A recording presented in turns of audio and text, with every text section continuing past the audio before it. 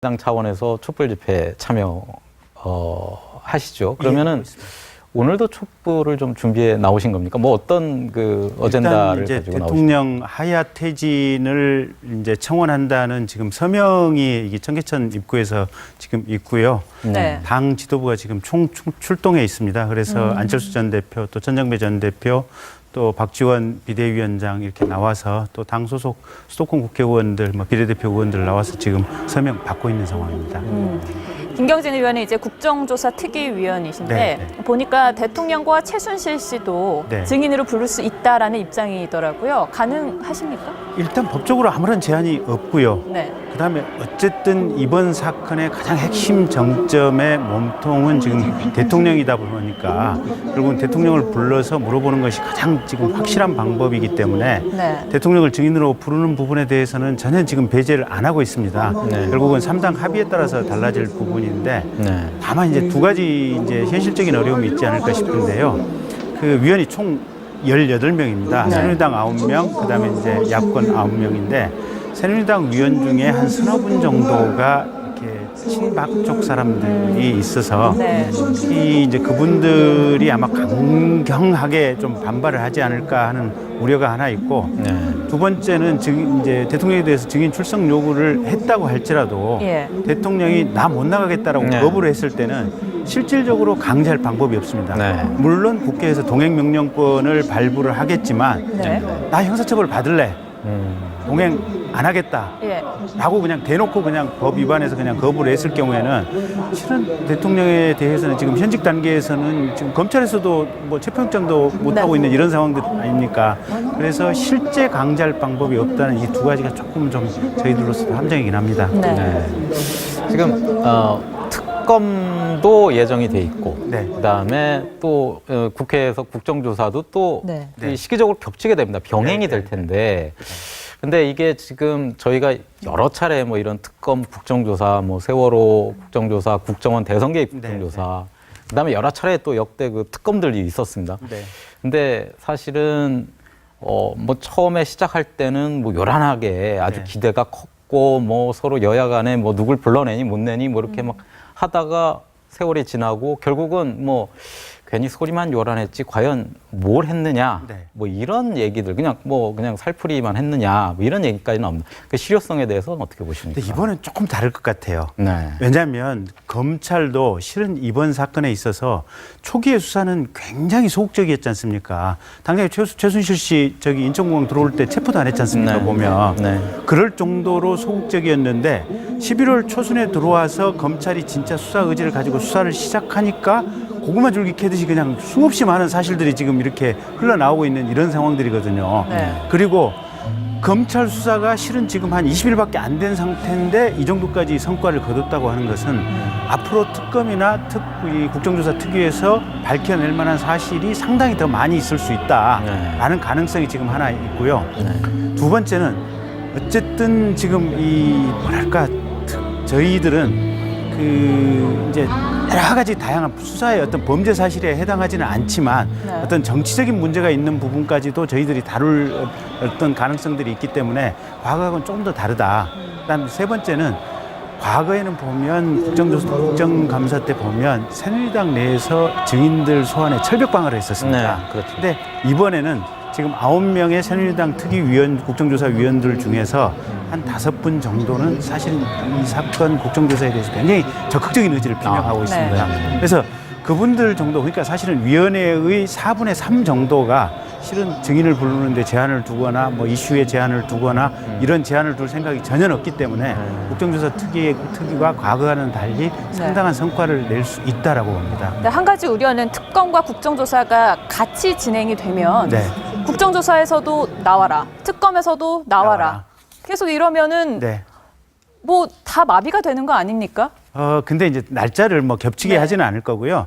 저희는 그래서 이제 국정조사 특위에서는 다음 주부터 바로 지금 시작을 할 예정이고, 예. 특검은 빨라야 지금 12월 한 15일에서 20일 정도 실제 지금 업무가 시작이 될 것 같고, 네. 가능할 것 같고, 그리고 나서도 특검은 한 그 이후에 12월 한 15일, 20일부터도 한 20일 정도는 예비 준비 기간이거든요. 보면 예, 예. 검찰로부터 서류를 넘겨받고 건물 임대차하고 사람들 검찰이나 이 수사관 검사들 파견받아서 임무 정하고 이 기간이 20일이 되기 때문에 결국은 특검이 실제 활동할 수 있는 시간은 1월 한 10일 정도 돼야 가능하리라라고 지금 판단을 하고 있고요. 네. 저희 국정조사 특위에서는 그 1월 10일까지 최선을 다해서 빠른 시간 내에 저희가 밝힐 부분을 밝혀보겠다라는 게 하나 있고 네. 두 번째 이제 검찰이나 특검은 범죄 사실에 대해서 수사를 하는 거 아니겠습니까? 근데 저희는 범죄까지는 해당되지 않지만 실은 뭐랄까 국정에 굉장히 중요한 뭔가 시스템의 문제들 그런 부분도 지금 같이 다루거든요.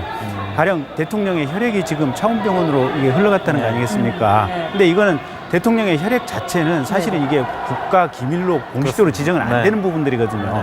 근데 저희 국회에서는 그런 부분이 국가 안보 관련성이라든지 이런 부분도 따질 수 있는 부분이어서 저희는 조금 범죄는 아니지만 정말 국민들이 관심을 가져야 될 부분에 대해서 좀 더 좀 주목을 해서 따져볼 생각입니다. 네. 아, 근데 이제 뭐 그럼에도 불구하고 또 이제 약간 우려되는 것이 이번에 특별검사를 결국은 야당이 추천한 2명 중에서 1명을 선택하게 되는 거니까. 그리고 이 특검으로 그렇다면 누가 봐도 야당에서 추천한 특검이 뭐 법적인 문제, 그다음에 대통령의 어떤 그런 혐의, 범죄가 있다면 그런 것까지 다 조사를 할 거고. 지금 검찰 조사도 있고.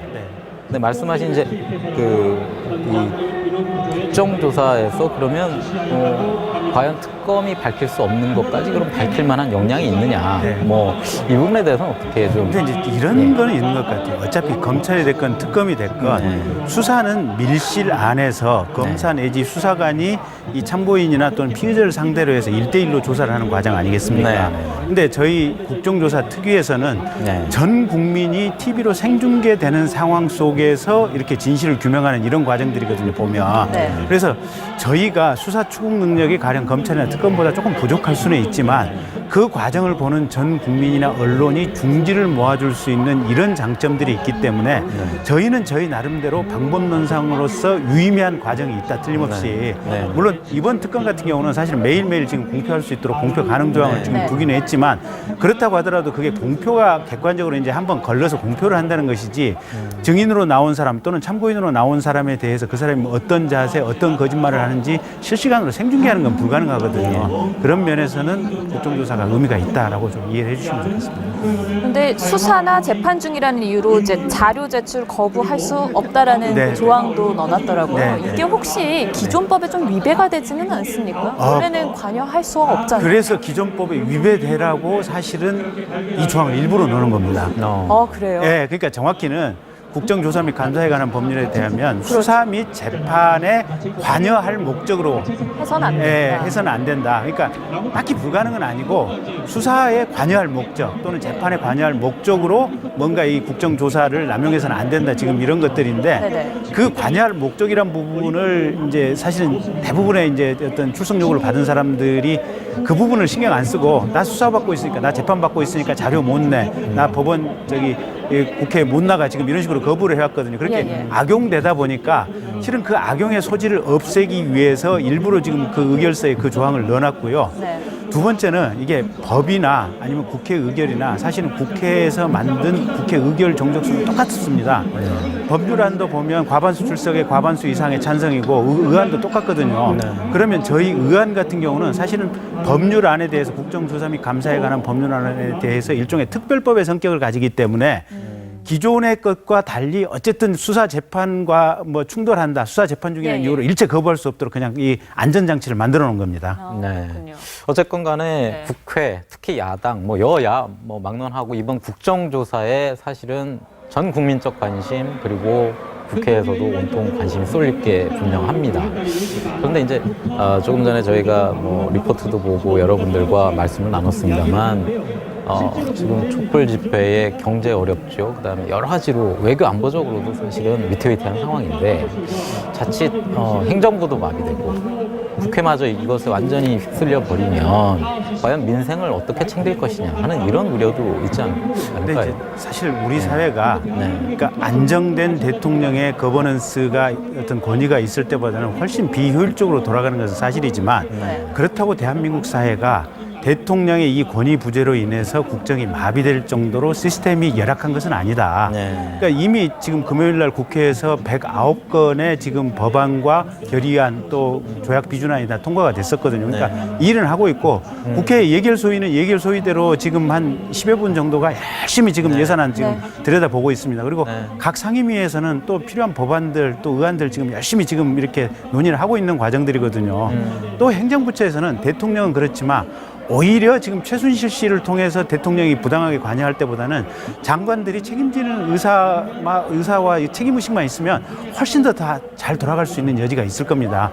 그게 원래 생각했던 책임 장관, 책임 총리 제도 아니겠습니까? 그래서 사실은 그래서 각 부처 간에 이렇게 어떻게 보면 긴밀하게 조정을 해야 될 뭐 부처 이기주의가 극명한 부분을 제외하고는 사실은 대한민국이 그렇게 취약하지 않다. 안정적으로 시스템은 돌아가고 있다라고 생각하셔도 됩니다. 그럼 빨리 책임 총리라도 후보라도 빨리 야권에서 제기해야 되는 거 아닙니까? 글쎄요, 그 부분은 저희 당도 그렇게 생각을 하고 있습니다. 그래서 박지원 지금 비대위원장께서 사실은 야3당 대표 회담을 할 때 그 얘기를 지금 계속해서 하고 있는데 아직은 그 야3당 대표 회담에서 그 부분까지는 지금 왜 공조가 안 되는 겁니까? 야권 야3당이.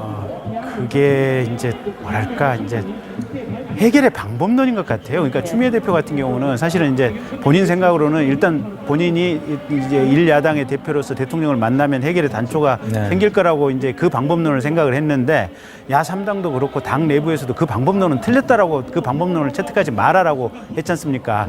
그러면서 추미애 대표가 이 방법론에 대해서 불신을 받으니까 실은 본인의 당대표로서 지도력까지 지금 일정 부분 불신을 받거든요. 그게 또 다른 어떤 뭐랄까 새로운 어떤 의사결정과 어떤 정치 의지 피력이 되면서 이게 조금 꼬여가는 것 같습니다. 근데 방금 앵커께서 말씀하신 대로 어쨌든 빨리 신속하게 책임 총리를 이렇게 선발해서 대통령께 이렇게 내놓아야 되는 것은 저희 야당이 해야 할 분명한 책무임은 틀림이 없습니다.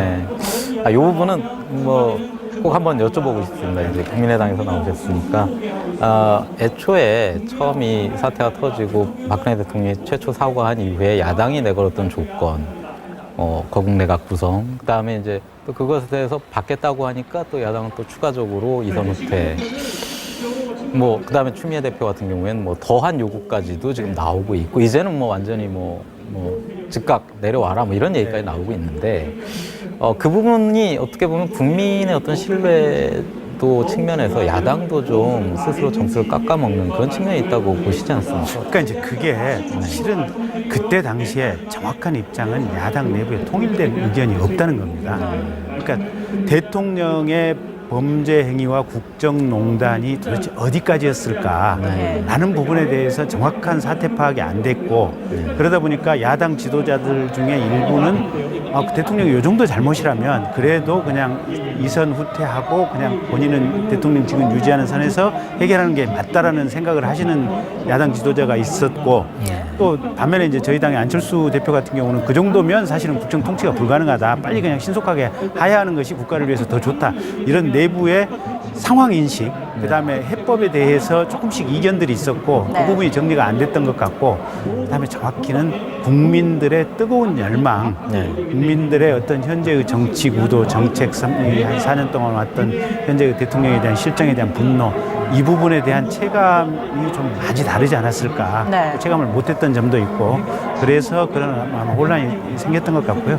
어쨌든 그 모든 것이 저희 야권의 큰 무능이고 좀 불찰인 것 같습니다. 앞으로 좀 더 노력하겠습니다. 야권에서 타이밍을 좀 놓친 건 아쉬운 것 같고 이제 의원님께서는 검사 출신이시니까 이제 검찰이 박근혜 대통령에게 범죄 혐의가 문제가 될 수 있다라고 이야기를 했습니까? 사실상 피의자 신분으로 전환할 수 있다는 것도 어느 정도 내비친 것 같은데 검찰이 어느 정도 증거나 정황이 확실하게 확보됐다라고 봐야 합니까? 예, 그렇죠. 그러니까 지금 벌써 이제 검찰이 일정 부분에 이제 언론에 백브리핑을 하는 것 같은데요. 안종범 수석에 지금 수첩 2번 있다는 거 아니겠습니까? 흙에 써서 전화 이렇게 받는 순간한 거하고 그 정사한 내용하고 그 수첩 자체처럼 사실은 정확한 증거 없거든요. 그다음에 이 정우성 비서관 보면 대통령하고 통화 내용 그대로 다 녹음돼 있고 최순실 씨하고 통화 내용 녹음돼 있다는 거 아니겠습니까? 그다음에 CJ 이미경 부회장 같은 경우 보면 조원동 수석하고 통화 내용 다 녹음된 거 아니겠습니까?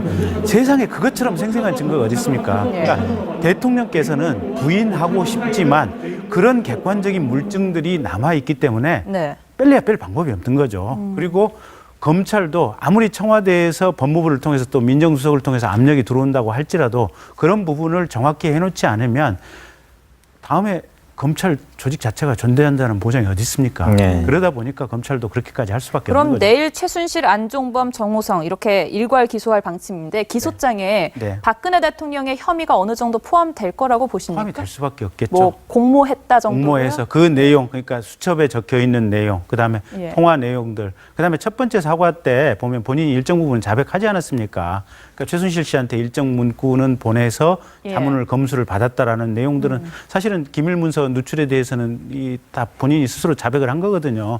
그런 부분들은 다 당연히 들어갈 수밖에 없는 거죠. 예. 뭐 지금 시간이 얼마 많지 않아서 좀 많은 질문을 드릴 수는 없을 텐데. 예. 자, 지금 국정조사 특위에서는 아마 국정조사위원회에서는 아마 뭐 이건 아주 국민들이 궁금해하고 또 여러 사람들이 여러 가지 의혹들이 나오고 있고 네. 뭐 이 세월호 사태 당시 사고 당시에 7시간 행적에 대해서 네. 사실 명확하게 뭐 누구도 뭐 책임 있게 얘기를 안 해주기 때문에 네. 지금까지도 어찌 보면 이거는 오히려 박근혜 대통령한테도 안 좋은 게 아닌가. 네. 진실을 진실대로 밝혀야 하는 것이고 그래야만 국민들도 납득할 수 있을 것 같은데 네. 이 부분에 대해서도 뭐 문제를 제기하실 생각이십니까? 야권에서 분명히 지금 네. 조사할 생각을 네. 가지고 있고요. 네. 관련되는 지금 증인 신청이라든지 자료 제출 절차가 다음 주 중에 이루어질 겁니다. 그리고 네. 최근에 이제 일부 보도를 보면 지금 국군병원에서 간호장교 한 분이 지금 그 시간대에 왔다 갔다라고 하는 보도가 일부 나오고 있거든요. 보도 아직 확인은 안 됐는데 네. 그래서 그런 부분도 좀 객관적으로 확인을 해보고 네. 그다음에 지금 최순실 씨라든지 또 김모 의사 선생님이라든지 이런 부분들이 청와대에 들어가면서 어떻게 보면 경비 체크를 정확히 안 받고 그냥 이렇게 들락날락했다, 프리패스. 네. 프리패스했다 뭐 이런 얘기들이 있어서 그런 부분도 좀 확인을 해볼 생각입니다. 네. 앞으로 국정조사에서 조금 더 국민들이 시원하게 느낄 수 있는 어떤 결과물이 나왔으면 좋겠습니다. 오늘 나와주셔서 고맙습니다. 네, 네, 고맙습니다. 감사합니다. 네.